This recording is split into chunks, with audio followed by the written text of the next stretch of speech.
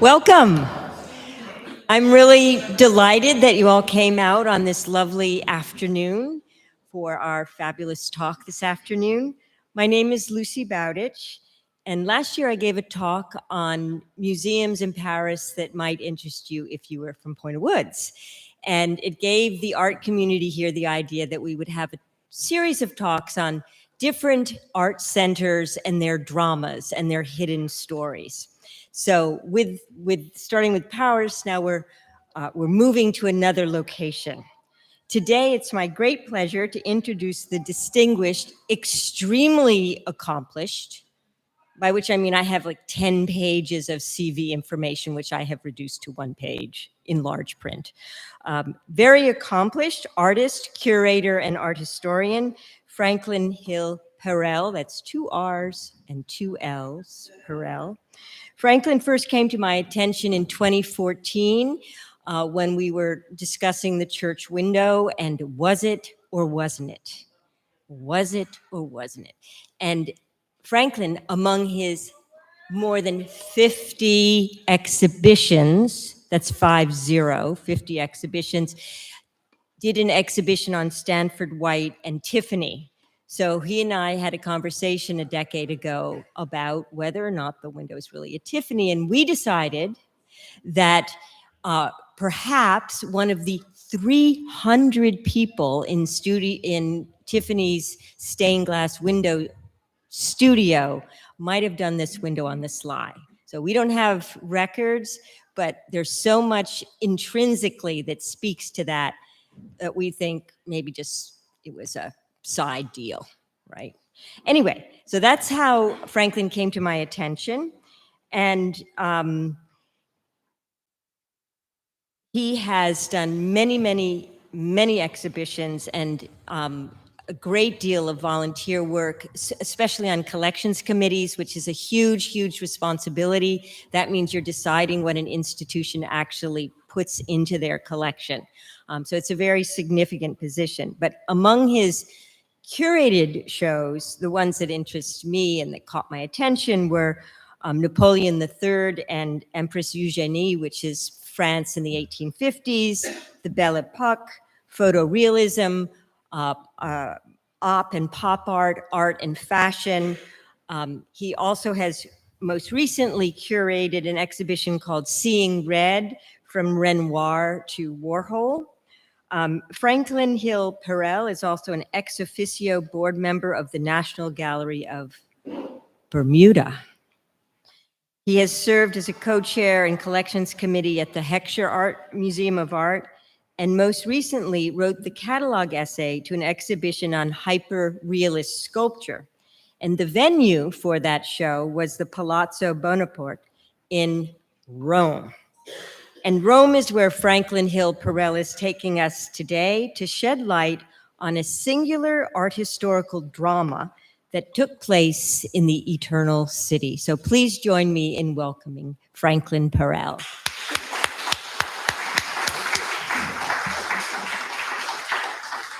Thank you. Lovely intro. Now, how is the mic? Is that adequate? So the initial slide, nothing to do with Michelangelo or Bernini or Borromini, but it does set the tone that Rome is the ultimate venue of the collision between these personalities. And the Colosseum, in a way, illuminates one fact that's a constant, and that is in this period involved from, say, 1475, the birthplace year of Michelangelo, till the ultimate demise of Bernini, which was about 1680, 200-year time span. Looking at the ancient world and the presence of the ancient world was a process of rediscovery for all of these artists who gave us the Renaissance. So, Henry, next slide, and I'll be saying that more often than not. So Michelangelo Buonarroti, he's not from Rome, but he's certainly associated with Rome. Most famous achievements architecturally would be St. Peter's, among other things. We'll get to that later, but let me give you a review of who he was. He's a Florentine from an old Tuscan family. He regarded himself as a patrizio di Firenze, meaning nobility of Florence. And he was acknowledged as such by the counts of Canossa, whom he contended he was related to, and he was accorded that level of respect. The thing that's little known about him, and that, by the way, is disputed, but it's sort of true. The thing that is little known about him is he actually was bona fide, factually, a relative of the Medicis. Not to say that at that moment that was necessarily the greatest thing to be, because the Buonarrotis regarded themselves as an older family and a better family, and the Medicis were lucky to have married with them. But they did have some collateral connections. So when it is thought that Michelangelo was, as a young man, virtually adopted into the Medici family, there was a clan link among them. And Michelangelo, of course, becomes an art celebrity. He's going to be 100 years before the other personalities. Next, Henry. Gian Lorenzo Bernini. Bernini is an artist who is recognized as the leader of the next phase. And by the way, I should say, High Renaissance generally is regarded as its focal year is roughly 1490. So 20 years before, 20 years after, that's the true High Renaissance. But the Renaissance goes on into the 1500s, but under the influence of Michelangelo, it gradually takes on traits that we call Baroque. The person who becomes the real founder of the Baroque, at least architecturally, is Bernini. And Bernini takes a lot of those ideas and he runs with them and establishes a tremendous level of fame and prominence, abetted by the fact that he was a little bit of a Jeff Koons, a little bit of an Andy Warhol. He was a courtier. He knew how to comport himself with those who would be the patrons. He was easy to get along with, and he didn't mind running a vast studio. And he was a work manager who could get big projects done. So that would be essential to his success.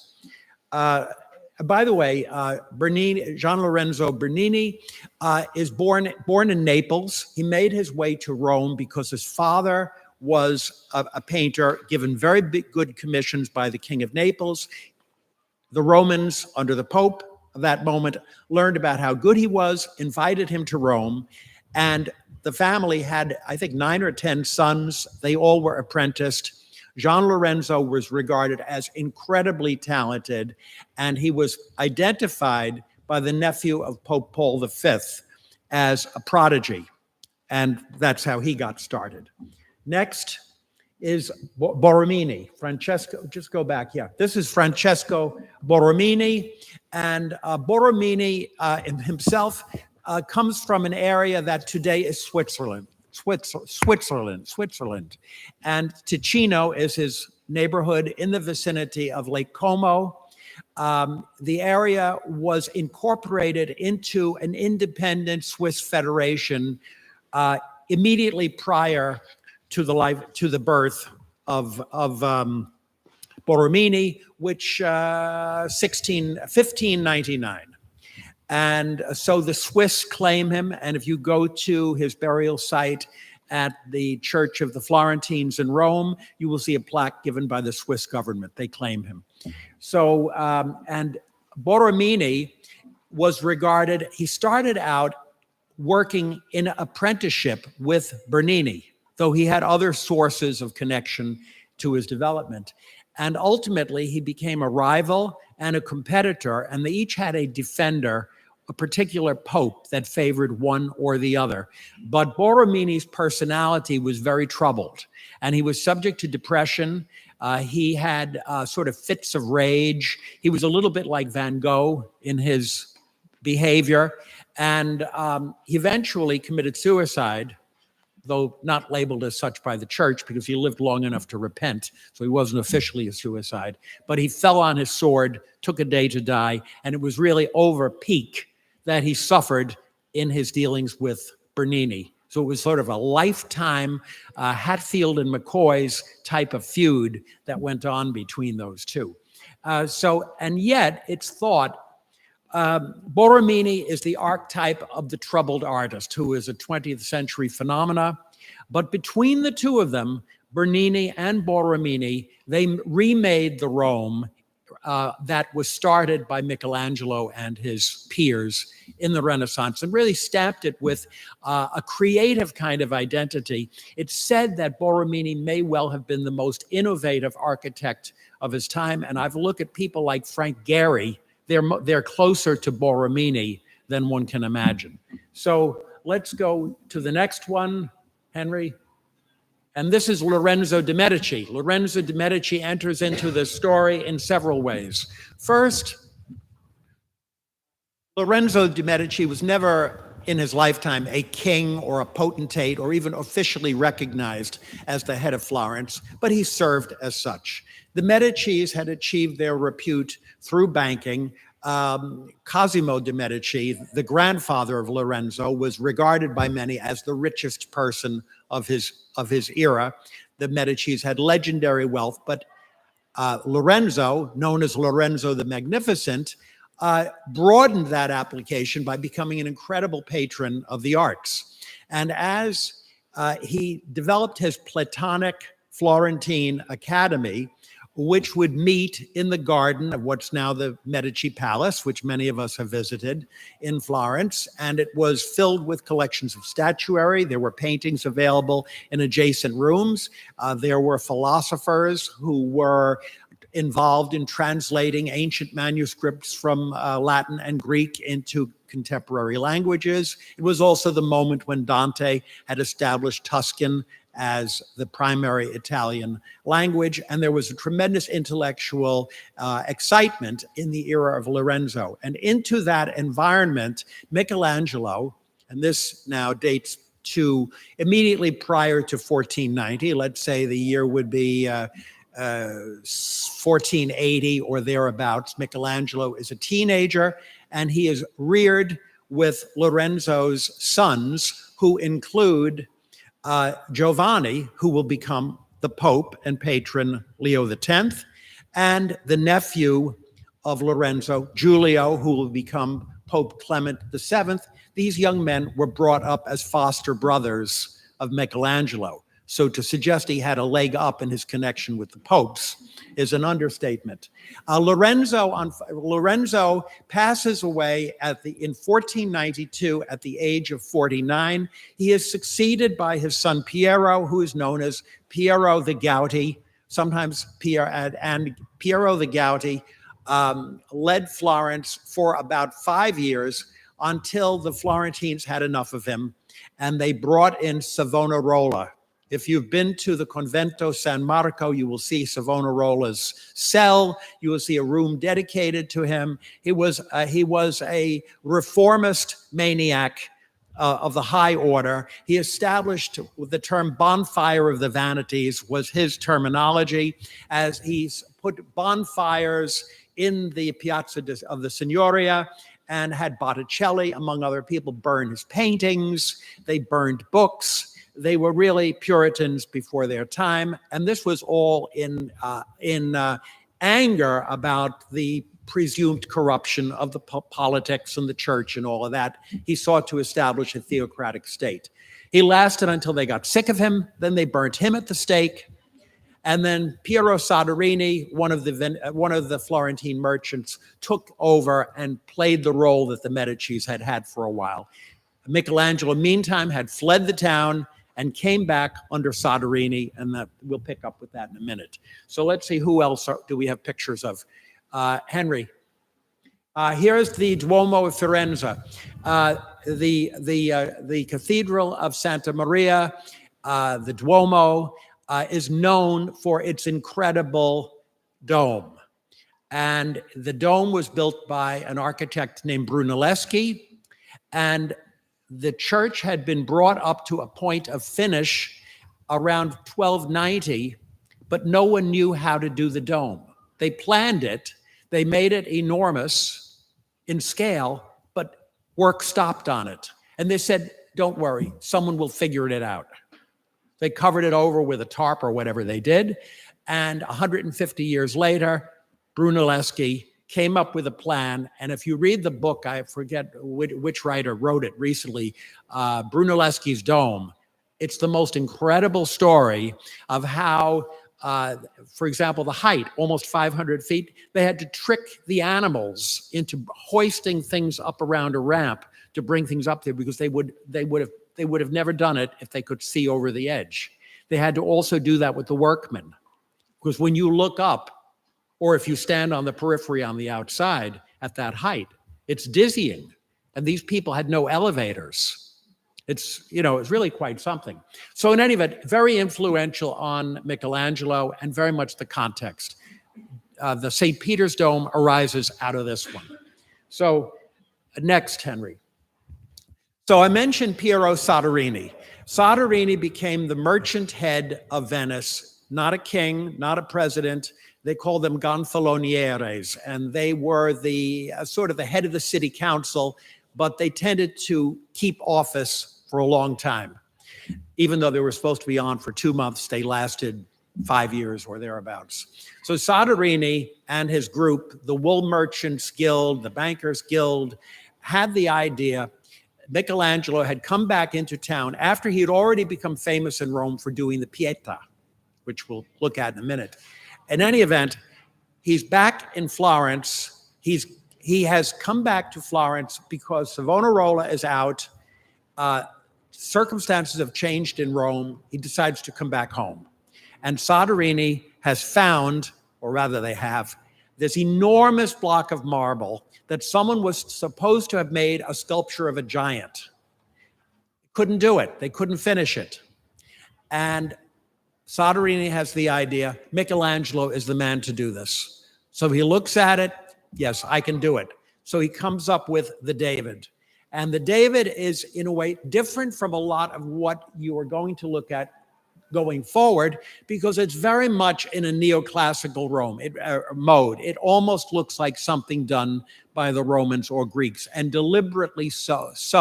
It's still, as you would say, a Quattrocento, 1400s attitude, because at that moment, rediscovering the ancients was the biggest thing. Try to match up with them. Don't try to go past them or do something different. Just get it right. And of course, this achieved universal admiration. I must say one story about it.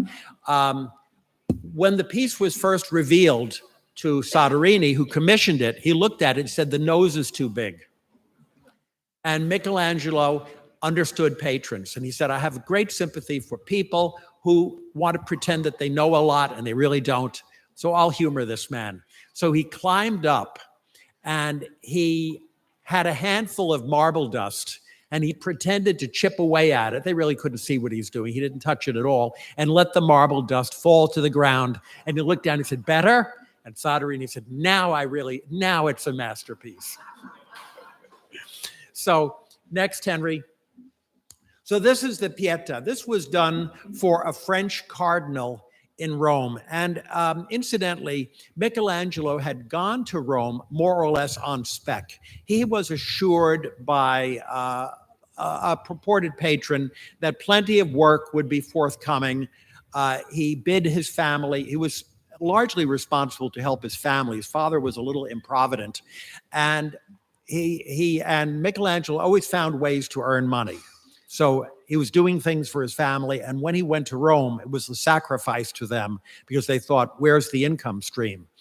And it didn't work for a little while, until this particular French cardinal decided that he wanted to have this Pietà done for an area that was especially meaningful to the French in St. Peter's. And Michelangelo created this work that was just regarded as universally the best thing anyone had ever done. He was a celebrity overnight between the David and the Pietà, and both of these things done before he was 25 or thereabouts. So, and if one thing that happened, he overheard some people from Lombardy, from Milan, looking at the sculpture, and they said, this had to be done by one of us. It's so good. It couldn't be done by someone from Rome or Florence or any place else. It had to be done by one of our people from Milan. So we wonder who did it. So Michelangelo went into the old St. Peter's at night with candles, and he spent a whole night and carved his name Buonarroti onto the banner. Now, it's often said that she looks too young and Christ looks too old. And Michelangelo, in explaining this, said, virgins keep their youth forever. And of course, Christ suffered on the cross, so he's looking much older, et cetera, et cetera. So he had an answer for everything. He was a brilliant man. So next, Henry.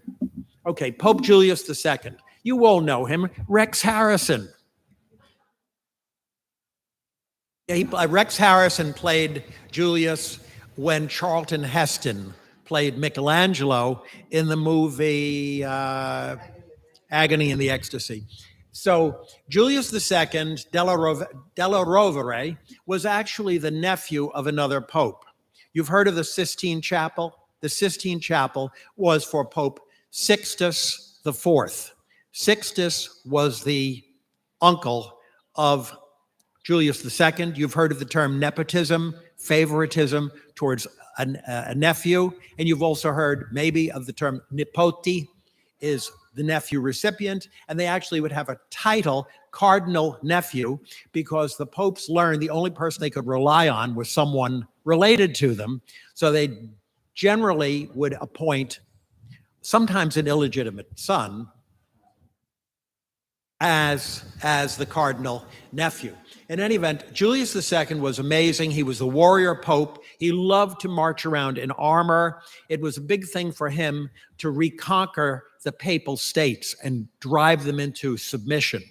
Now, I should mention to you, I think you all are familiar with the idea of the reunification of Italy in the 1870s. But prior to that, Italy was a collection of many city-states, and this is a well-traveled group, so I know you've been to various places. You know that Tuscany is one place, Genoa and Savoy is another, Milan is part of its own section, Mantua, Ferrara, independent states at one time, the Kingdom of Naples, at one point the richest and most powerful part, the Papal States in the middle, with Bologna at the north, and Rome is pretty far to the south of it, Lazio. Papal States were the states of the church. And the problem was they didn't want to submit. So occasionally they had to be forced into line by military authorities. By means of the fact I say they didn't want to submit, it meant powerful families in those cities would try to take control and reduce the revenue stream to the Vatican and do various other things to make themselves disagreeable. So Julius II went in all the time and was really a threat. Incidentally, the famous story where Michelangelo ran away, not wanting to work on the Sistine Chapel, Julius II threatened Florence with destruction. He said, we'll just destroy your city, so give him back. And that's what happened. So he rules from 1503 till 1513. His big accomplishment in the art world is apparently the sculpture of the Apollo Belvedere was found under his auspices, which was very significant. But the thing we all know is the Sistine Chapel. And Michelangelo had been initially commissioned to do the so-called Julius tomb and given money to go to Carrara and quarry marble. And he worked on the tomb and was then taken off the job, he felt, due to intrigue. Apparently, the architect of the renovation of the first architect, Bramante, was jealous of Michelangelo and wanted to make sure that Michelangelo would not have an opportunity to fulfill his talents as a sculptor. So he told the Pope, you want to do this ceiling? I have the right person for you. So he was promoted against his will by a lot of people and sort of set up to fail. And he knew it would be a big problem, so he ran away. And they did pull him back, and you all know the story. Julius II tries to throw him off the scaffold, and he's wrestling with the Pope, and it's just an incredible story of how to get these things done. The ceiling, he originally had 5 or 6 workmen. Did I hear is it 10,000 square feet or 100,000? Whatever it is, it's unfathomable that one person could have painted anything that big. Even if it's only 10,000 square feet, it's still huge. And it is something like that. So he had all these workmen. He finally said, no, I can't work with you. He did the whole thing himself. And fresco is done one day at a time. They call it a giornata, one day. And it would be sketched out on a cartoon, tissue paper, so to speak, holes punched in it to the design, laid on so that it would be, in a sense, the right side would show, and they would stipple charcoal through it so we'd have an outline, mix up enough paint for the day into wet plaster, do it. This took about 4 years, finished right before the death of Julius II. All right, next, Henry.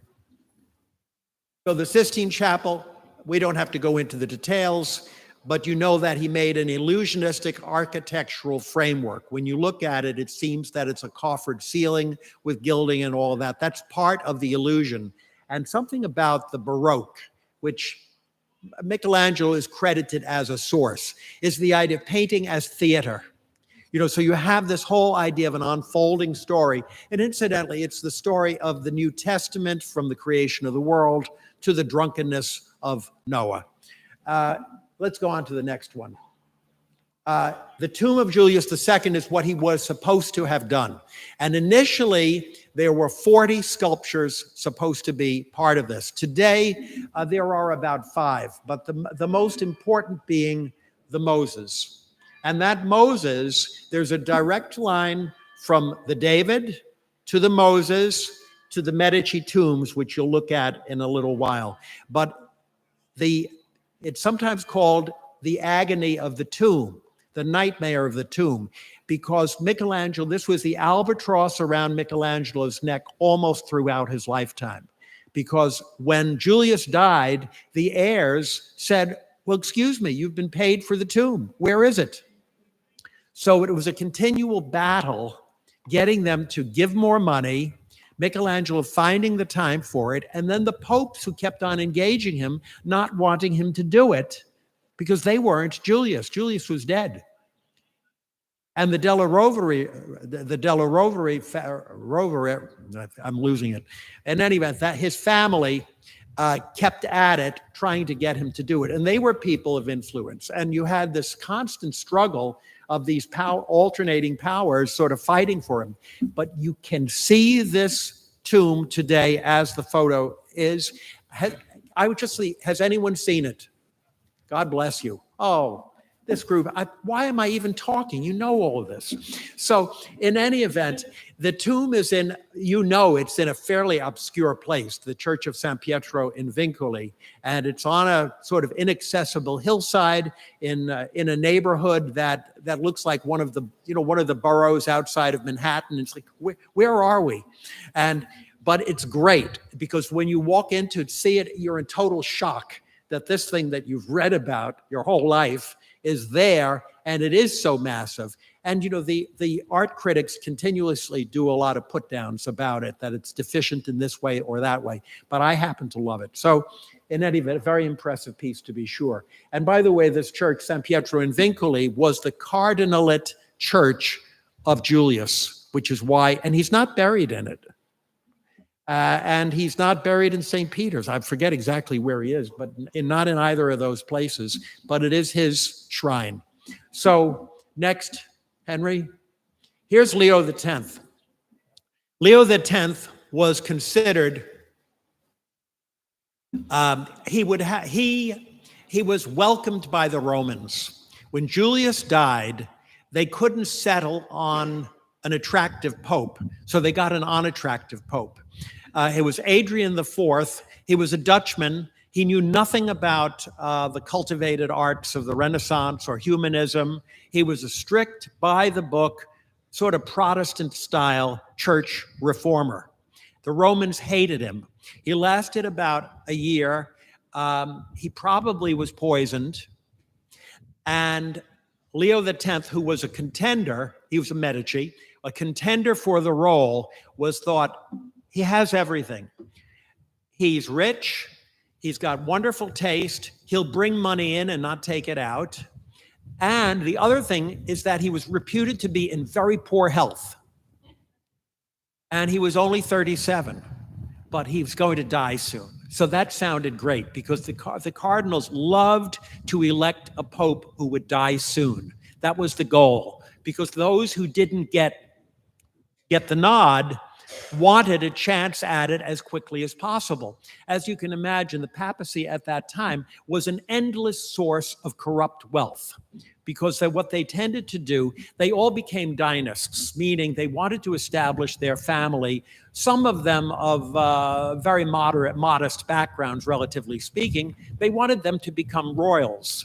So they wanted to set them up someplace where they could have castles and aristocratic titles forever, and the family those families are still around, and they were successful in their goal as a general rule. In any event, Leo X is the man who famously said, "We have been given the papacy, let us enjoy it." So he was on the throne, I would say, was it 10 years or thereabouts, 1513 till I think 1524. And during that time, during the Julius time and the Leo time, there was a little bit of a problem going on. It was known as the Protestant Reformation. And it was prompted probably in large measure because of, not that it hadn't been going on for a long time anyway. You know, scholars of the Reformation will be able to date it going back 300 years before that in various fits and starts, most of which ended quite violently and unsuccessfully for the reformers. But at this given moment, there was a concern about the outflow of money from certain spots in Germany. And when Martin, that was because of the sale of indulgences, papal indulgences. You could buy time off from purgatory. And if you had committed any sins, you would have horrible, horrible sentences of time in punishment. Just read Dante. It tells you all about it.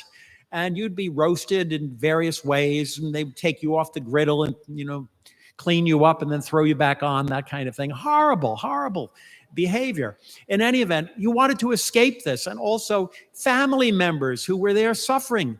This was the solution. You could buy, when the coin went into the plate, the soul would leap out of purgatory. This is what they were given to understand. There was a German monk named Tetzel, and he was very good at selling these things. And incidentally, the municipality that he came from had been backed by a banking family named Fugger. They were the richest people in Europe at that time. And the Fugger agent would always be at the rally where the money was collected, and he got 50% of everything that came in. So in any event, it didn't play out well absolutely everywhere. And part of the circumstances of eroding the power of the papacy at this time arose from dealing with all of this. So, Leo was in a way a Nero-esque character. Everything was fine under Leo, but after him, not so. After him, came the collapse. Next, Henry.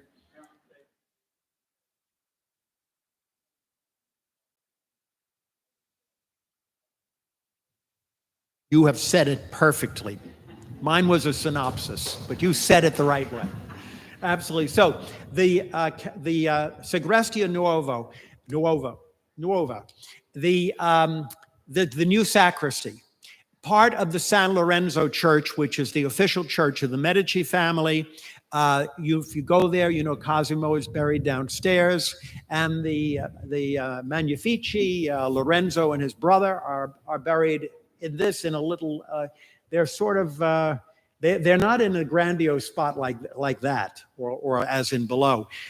Their tombs were never finished, but the nephews or the next generation are really beautifully honored. And this was started by Leo X as a commission for Michelangelo. He took Michelangelo out of Rome, and he preferred Raphael as the painter. So the stanza of the Vatican, that's Leo X era.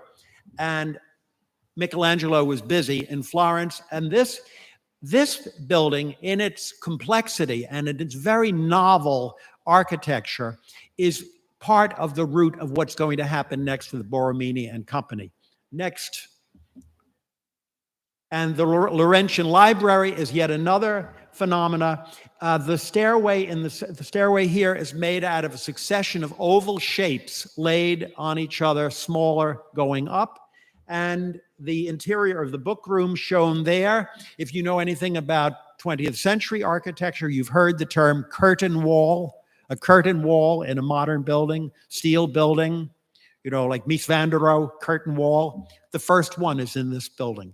And that is the succession of rectangular windows and the square windows above with just a rod in between. Now it's a little bigger than that, but it's the first example of a wall of glass, interrupted by columns, I grant you, but nonetheless, it's the closest thing to it. So that's an innovation.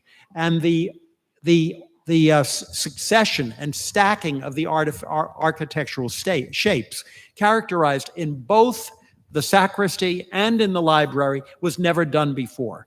The blind windows and the crazy-looking pediments and frames, this was all done as an expression. Michelangelo had not done architecture before. These were his first two architectural commissions, and he just did incredible invention of organizing forms in ways that had never been done before. They're non-working doors, non-working windows that are just done for the sake of adding surface embellishment and creating these visual rhythms where you're dealing with alternating arcs and alternating rectangles and various other shapes that are intruding into each other in ways that no one had ever dealt with before. Incidentally, the two-toned marble is a typically Florentine approach, and so he works with that very effectively. Next, Henry. Clement VII, you may have heard of the sack of Rome. Someone wrote a book, The Story of Rome in 7 Sackings. The sack of Rome of 1627 was particularly brutal, and it had to do with Emperor Charles V, King Francis of France, and the ongoing rivalry of the control over Italy, which, was probably one of the sources. The whole dream of Italian unification had to do with the struggle of the rivalry of these major powers. Habsburg Empire, Spain would be the usual player, though Austria is involved too, and versus France, who were competing at all times. Milan, Naples, Papal States, whatever they could exert influence over. And the popes had to play a very delicate game of trying to balance these, and Clement was a total failure. He loved the idea of a plot, and he would sort of try to play them off against each other, and he was a complete diplomatic failure. He had very fancy ideas of how to do things, and it never worked. So eventually, 1527, Rome was invaded. Charles V and his troops brought in something that had never happened before. Protestant troops from the north who had a vicious hatred of everything that they saw. So not only did they want to rape, murder, and destroy and pillage, but they wanted to do it in the most definitive, destructive, and cruel way. It's amazing that anything lasted, because if you read the stories of what they did, it's really, really shocking. And the Spanish, who were fellow Catholics, were unable to restrain them. The emperor was unable to restrain them because there wasn't adequate money to pay them. So they decided to pay themselves. So anything that wasn't held down, they took. It's amazing it came back, though it did. And Clement ran off under the most grievous of circumstances, hiding out, sleeping on straw in huts and things of that nature to try to save his life. He barricaded himself in the Castle St. Angelo for a while, which lasted only so long. And he lives until, I believe, 1533, and then he's succeeded by Pope Paul III Farnese. Next. And the Last Judgment was conceived of by Clement VII, but it was the patronage of Paul III. And of course, you know this very, very well. Amazing image. There's Jesus at the top, sort of sorting out the good and the bad, and the evil people are being thrust into hell and being pulled in, as it were, and the good souls on the left are being brought up aloft. And this whole idea of this elevation and multi-tiered composition and things going up towards the sky. You see so many churches of the 1600s in Rome that have wonderful trompe l'oeils on the ceiling. So it starts with all of this ascendant idea of things filtering upwards. Much more one could say about this, and many, many stories about how Michelangelo evened the score of people who annoyed him. In fact, there's an image in the lower right of one of Michelangelo's enemies who besmirched his reputation in some way, and the poor fellow is wrapped up with a snake, and the snake is biting a particularly sensitive area, which is explicitly shown. And by the way, the explicitness of the Last Judgment was contested by a counter-Reformation era subsequent pope who insisted that another artist put pants on all the men. And I think that was done for a while, but I think they've been removed. So next. This is Paul III. You may have heard of the Farnese Palace. Farnesina is on the other side of the Tiber. And the Farnese Palace is considered Michelangelo, though it was started by somebody else. And the Farneses were great bankers initially, way back, but they arose into the church ranks, high ranking in the church. Paul III's sister was the girlfriend of Alexander VI, Borgia. She was the girlfriend of the Borgia Pope. So due to that, he appointed her brother, Paul, to be a cardinal. And he was very good at it, so he rose through the ranks, and he became a candidate for Pope and was successfully elected to replace Clement VII. He was a fantastic patron. So he was the person who brought the Sistine Chapel to completion. Next. The conversion of St. Paul is done for the Pauline. I have never been to the Pauline Chapel. Anyone here? Conversion of St. Paul. And next, Henry. Reason why you generally don't go. It's the Pope's private chapel. So if you have an insider in the Vatican, you have a nice Monsignor friend or whatever, close in, they probably can get you in. I'm working on it for a subsequent trip, but it's not commonly seen. And they're also high wall scale, multiple figure murals. So, and by the way, the image of St. Peter on the cross, he had to be crucified upside down. He asked for that because he did not want to compete with Jesus. So do it differently. And the face of St. Peter is supposed to be Michelangelo. So next, Piazza di Campidoglio.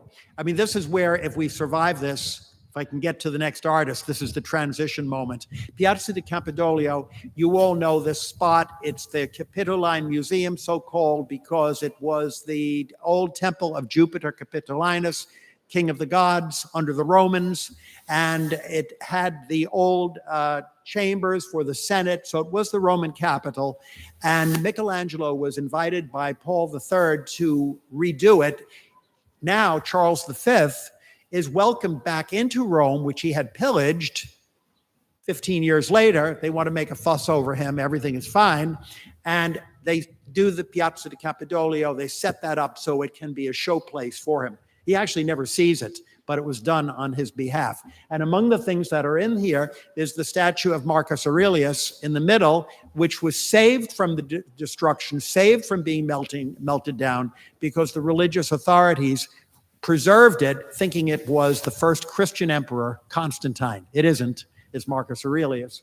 And Michelangelo does the pedestal for this. But this is an amazing space. I don't show the entry to it, which is the Corridonata. It's a slope with illusionistic ropes on it done out of marble. The Dioscuri, the horse tamers, are on either, I think we see them there in reverse. And the space is an oval with the sculpture in the very middle of it, and the thought of the oval, an egg, Rome, an umbilical, Rome, the mother of the world, hence an egg is very good. But there was this tactical reason for it, and that is the buildings were set, there were two buildings in existence already. Michelangelo added a third, just artificially. So they have on one side the Palazzo of the Conservators, who were really the city council, then the Senate.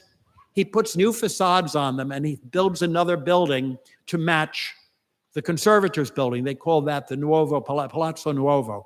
And they are actually a trapezoid, narrow in the front, widening to the back, sculptures in the middle, Senate with its twin staircases is in the center.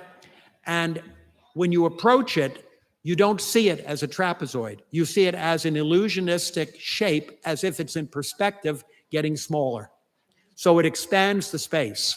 And so this is really where Borromini and Bernini, both known for spatial illusions in architecture, that starts, and both of them are known for the oval. Up until then, the oval is not the shape, the circle is the shape. So Michelangelo introduces the oval. The oval is also in the steps of the Laurentian Library, and probably we'd find it in other spots too. But those are famous examples. So next, Pieta Rondinini. Actually, Michelangelo did more than one, but there were a deposition and a Pieta were meant to be his tomb, meant to be his memorial.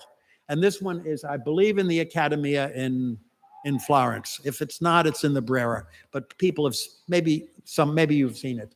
So next, the Dome of St. Peter's. Again, that's his statement that is very influential. And of course, it's also a mark of transition to the other artists, because Bernini is going to build the colonnade, which you see to the right, and he's going to deal with this. Another thing that's fascinating is the facade of St. Peter's that you see here is done by an architect named Carlo Maderno. He's a relative of Borromini. We don't have the obelisk here. We'll get that later. So next, the Villa Borghese. That, of course, wonderful collection of sculpture, and that's where you will see many of the early works by Bernini that that establish him. Now, of course, everyone here knows the term Renaissance person. What's that all about? And Bernini was that. Like Michelangelo and like Leonardo, he could do all sorts of things. He could paint, he could sculpt, he could do architecture, and the Borghese Palace is not the palace of Paul V, but it's of his nephew. You might say Chip, as in Scipione was the nephew, and he was a cardinal, incredibly generous, incredibly rich.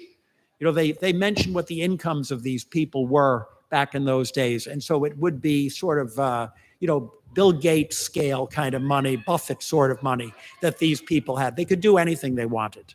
So that park around Villa Borghese, that was his yard. That was his personal playground. So, but Paul, and he was the cardinal nephew of Paul V. The Borgheses, by the way, come from Siena, and they worked their way up over a few hundred years, and they made their mark really through the papacy. So next, this is said to be the earliest work by Bernini that can be surely attributed, and that was done.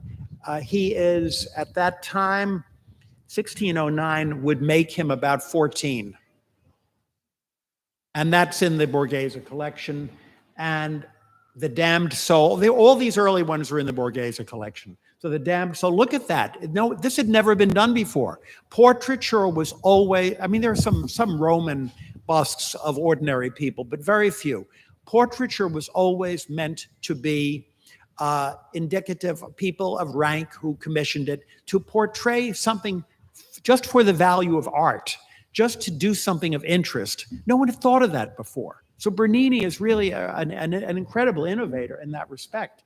And he studied physiognomy. And the big thing with Bernini is catching people in the act. You like to see things in motion. So, next. And by the way, historically, what happened in between, you have the sack of Rome, 1527. You have the rebuilding of St. Peter's occupying the time, say 1540 to 1580. There's a very important pope in the middle, Sixtus V, who does some important things. But generally, it's not an era of dramatic things in the papacy. And you also have a succession of very competent, great artists, but you don't have the biggest names emerging. They come in again in the 1600s. So this is the portrait bust of Costanza Bonarelli, who was the girlfriend of Bernini. Bernini was a wild man. His brother started in with an affair with the mistress. So he slashed the mistress' face. And then he beat up his brother. The whole thing came to the attention of the authorities. They wanted to arrest him. And the Pope said, no, you're an artist. These things happen. Take absolution. And they exiled the brother. And they found she did something bad, so they put her in jail. So it was all done in Bernini's favor due to, again, patronage. He could do no wrong. And incidentally, the Pope ordered him to get married. So your problems are you're not married. So they set up a nice marriage for him. He had about 10 or 12 children. He was a good boy in that respect for the rest of his life. He became very religious and everything was fine. The David by Bernini is very different than the David of Michelangelo. It's a David in motion. He's actually about to take a sling and propel the rock that's going to kill Goliath. Next, Henry. Urban VIII, Barberini, another family. Their symbol was the bee. Actually, their family emblem was a horsefly, but when they became pope, they thought a bee would have more dignity than a horsefly. And Barberini, he too had his cardinal nephews. The family they're still around, etc. And he becomes the patron who will continue Bernini's activities, and it's under him you're going to see a few of the big things that happen next. Take a look. The baldacchino, which is the canopy. These canopies were sometimes in practice portable, made out of canvas, and a sacred ceremony would happen under a canopy, typically in traditional religions. And I don't know whether you really can see it here, but it's over there to the left. And there's all sorts of trick lighting around it. And it's enormous. And I would say this is a lecture about twisted artists. Bernini starts twisting things here. And he does the Solomonaic columns, which are helical in configuration. And they also were made out of the bronze pilfered from the Pantheon. And the saying would go around Rome, what the barbarians didn't do, the Barbarinis completed. And of course, Bernini is also making a tribute to the dome because it's directly under the dome, and the lighting in the dome, and the lighting that's generated from all the tricks that are in the baldacchino that would give you the idea of an explosive lighting. And so you'll see examples of this in a better piece in a minute. We're all done part of this theatrical attitude of the Baroque. Next. And this makes it clearer. The use of the gilding, the use of the very controlled light sources that were also in a lot of candles, as well as light sources from the outside that were hidden in the interior of a very narrow oval dome that's over St. Teresa. This is in the church of, I always forget it, Santa Maria della Vittoria. Santa Maria della Vittoria, which is in the Quirinal section in Rome, not too far from the official government buildings and all of that. And this is done really like the story of this is Saint Teresa of Avila having this incredible religious exalted experience, which some people felt was very sexual. That she was pierced with this arrow, and she was so painful, but then she had a physical ecstasy that was incomparable to anything else. And Bernini was criticized at the time. He's made Teresa too attractive, the dress is too low cut, this and that. He's sexualizing the saint, but apparently it played out pretty well. And the next image, oh, yeah, I wanted to mention this is called the Cornaro Chapel. So to that end, what Bernini does is the Cornaros are a Venetian family that produced doges, but they had some cardinals in Rome at the time. And this was the cardinalate church of the Cornaro cardinal, hence it's their association with it. And what he does is he depicts members of the Cornaro family, both living and dead, as spectators of St. Teresa. So the theater, again. Next, Henry. Next. Again, theater. Anyone who goes, I think if you go to Rome and you see only one thing, go to Piazza Navona, because it's the most typically Roman spot. It's an outdoor theater. It was formerly a foot racing stadium under Domitian. It's surrounded by cafes and churches, but most notably the three fountains that are in the middle of it. And the most famous of them all is the Fountain of the Four Rivers, showing symbols of the Danube, of the Ganges, of the Nile, and the American river of choice then, the Plate River, and each one with allegorical statuary, gesticulating wildly, filled with all sorts of symbolism. A very notable feature of it is the obelisk in the middle with a void. And Bernini had gotten in trouble for putting up some towers at St. Peter's that had to be taken away because they started cracking. It wasn't his fault. The ground underneath wasn't good. But he was lambasted for his architectural failure, and he did the obelisk essentially looking as if it's floating in air to prove that he understood the engineering of voids and how to hoist weight in such a configuration. One of the, I don't know if we have another slide of it. Henry, see if we'll go back to that for a second. One of the things about this, there's a church credited to Borromini right behind it.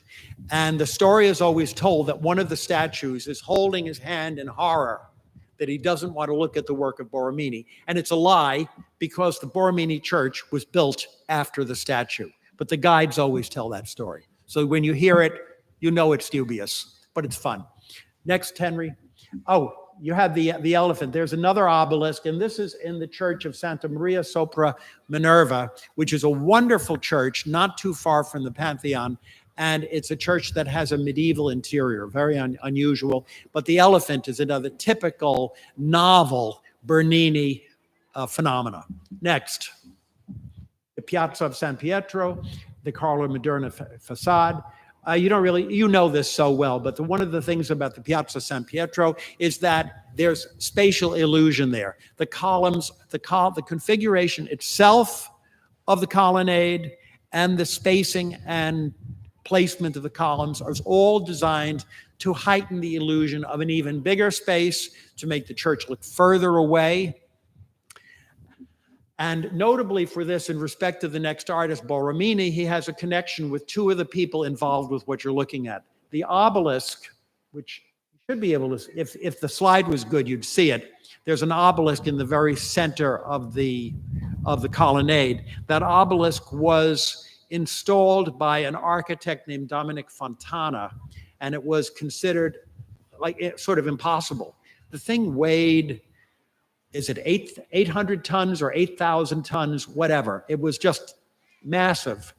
And it had to be moved a distance of about a mile, half a mile, whatever it was. If you moved it an inch, it would be a lot. But they had to move this, dismantle this thing, move it, put it into position, and then elevate it. And Fontana came up with a way to do it, which is a great story if you have time for it, but I have to keep going with this.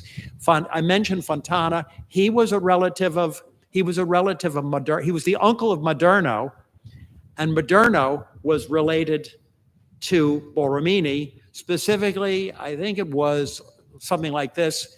An aunt of Borromini married the brother of Maderno. So you'd say, so what? But that meant a lot because the connection was established. And not only that, Fontana was the respected architect between Bernini and Michelangelo. Fontana was the best. So Fontana and then Maderno were involved. Maderno was actually one of the official architects of St. Peter, and he did the facade. So these were relatives of Borromini, and because of that, and it's thought these were all people who came from the Ticino region of Switzerland, and they were known as builders and stonemasons. So they had incredible, you wanted it done, you'd bring in a team from that town. They all knew each other, they all worked together, so it was part of a family enterprise. So let's look at what's next. So the Vatican obelisk was Fontana. He brought this thing. Amazing story about this. They had to manufacture ropes that were strong enough to handle it. And as it was being hoisted, the ropes started to burn. And it was such a delicate operation that the Pope decreed that if anybody spoke while the thing was being hoisted, they would be immediately put to death. And somebody who was, I think, a sailor from Genoa, shouted out, "Water on the ropes." And he saved it.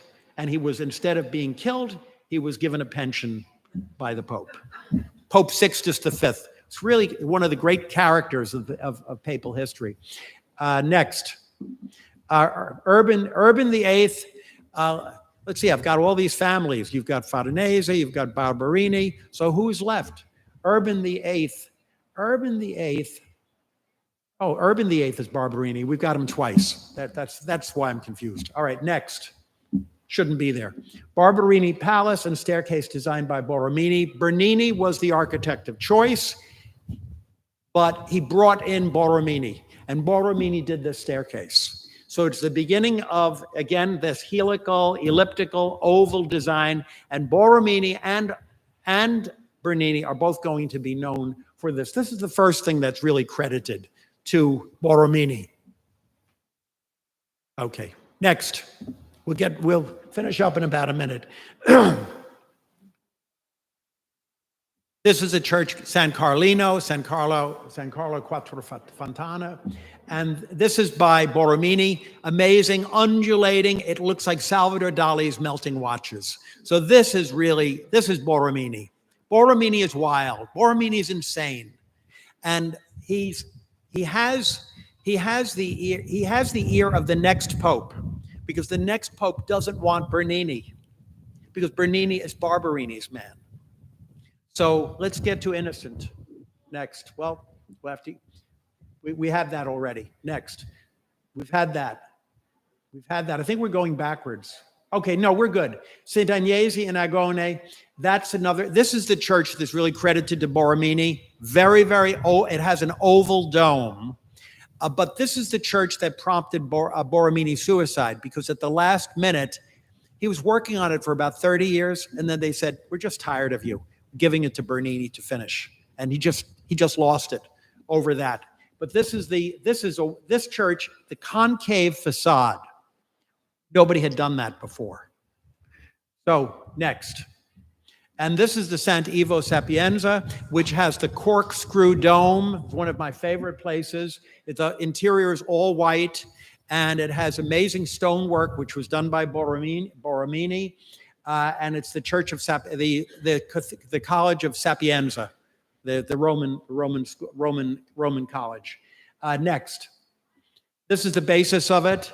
With Borromini, there are a lot of geometrical configurations. So two overlapping triangles, circles at the points of intersection. And all the cutaways in the church are like that. It's like a clover shapes with pieces chopped out and so on. Just fabulous. Next. That's the interior with the stonework of the stars descending in size as they go towards the lantern. Next, this is Alexander the Seventh. There's Chigi. He's the Pope who finishes off. He gives Bernini the commission for the colonnade. Next, Henry, which you're looking at here. Next, Henry.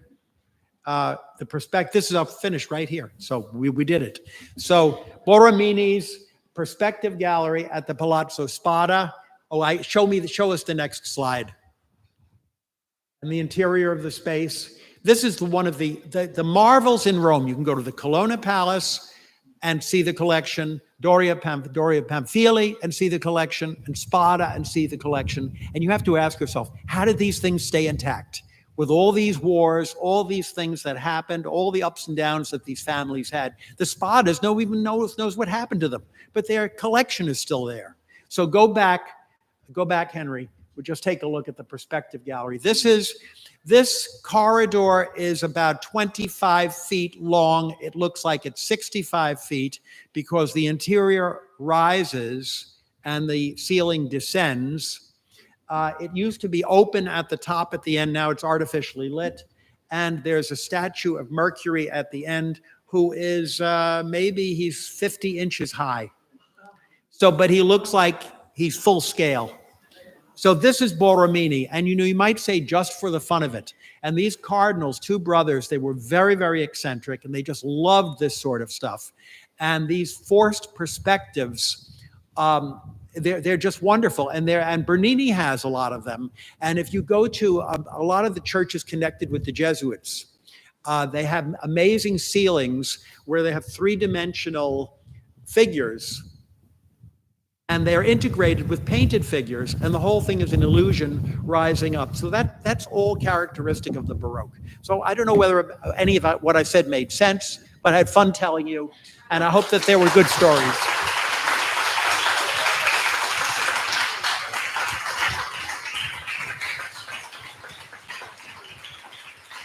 Incidentally, I'll take questions, but I don't want to interfere with cocktail hour. So anyone who wants to linger, you're welcome.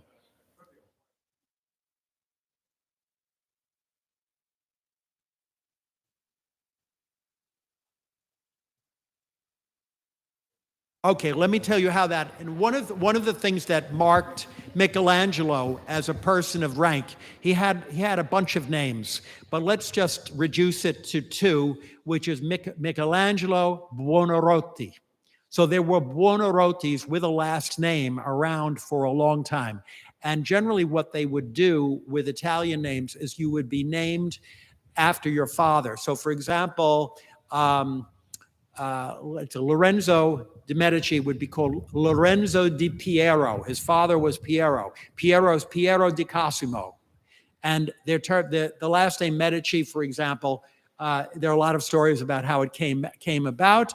And once again, it adds to the luster of the family that it's on the record, that was on the records for 200 or 300 years prior to the ones who became famous. So it gave them a little bit of extra rank. People didn't really adopt last names until they became property owners or were people of some distinction. Last names as we know them, when did they come about in history? Maybe it's in the 1300s or 1400s, but prior to that, not very much. And people would often achieve their last name by connection to a place, hence Leonardo da Vinci, Leonardo from Vinci. So that would be most typical.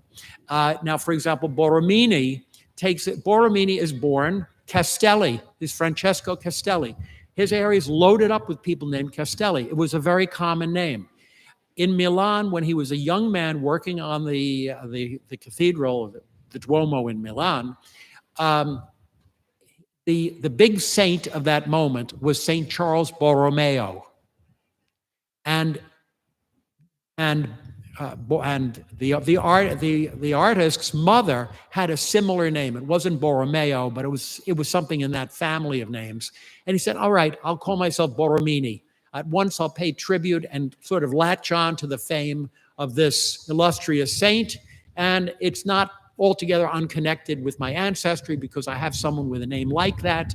So he became Borromeo. So the evolution of names, I think looking at the Renaissance, it's a period like any other era in which there is an increase in literacy, an increase in prosperity, and then you have people figuring out how to name themselves, as opposed to, I'm called Smith because I'm a blacksmith.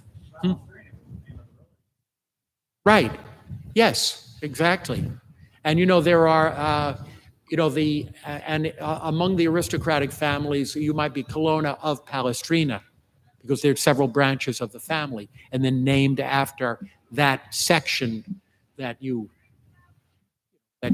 affiliated with. What else? Anyone else with a question? Yes. Thank you. That is delightful. Thank you. Moses. I've always wondered. Okay, the story with the horns is this: beams of light. The translation of them was, in some of the translations, ended up being horns. So beams of light. And Michelangelo apparently was aware of the potential inaccuracy of that, but in certain early images, the horns were emblematic of, I came across this in somebody's analysis, I don't know if it's true, but said that they were emblematic of royalty or emblematic of deity or emblematic of some, extraordinary rank. And I'm sure if you saw someone walking around with horns on them, you'd say it's not a typical thing.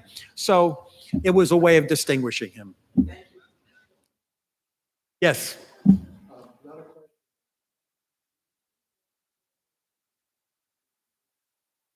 Thank you. Thank you. Thank you. Thank you.